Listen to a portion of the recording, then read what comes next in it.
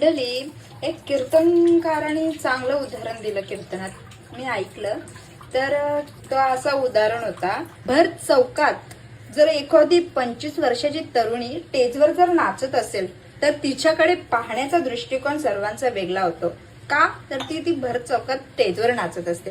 आणि जर एकच 25 वर्षाची तरुणी जर भर चौकात वारीच्या दिशेने जाताना जर भर चौकात आपल्या हरिपाठावर किंवा अभंगवाणीवर आणि आपल्या रामकृष्णारी जपवर जर याच्यावर ती फुगडी घालत असेल तर लाखो आपले वारकरी तिच्या पायाला मस्तक घेऊन तिला रामकृष्ण हरी बोलत वारीला पुढे जातात.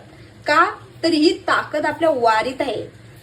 तर मंडळी, नाचणं हा वाईट नाहीये, ती आपण जिथे नाचतोय ती जागा महत्वाची आहे.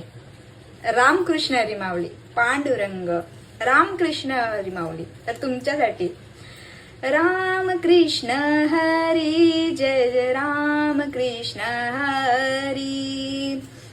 एक बोलून जातो मी, मला आवडते बोलायला आणि माझ्या मुलीला सुद्धा.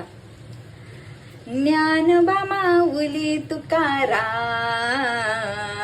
ज्ञानोबा माऊली तुकाराम, ज्ञानोबा माऊली, ज्ञानोबा माऊली, ज्ञानोबा माऊली, ज्ञानोबा माऊली, ज्ञानोबा माऊली तुकाराम, तुकाराम, ज्ञानोबा माऊली तुकाराम, तुकाराम, ज्ञानोबा माऊली तुकाराम, ज्ञानोबा माऊली तुकाराम.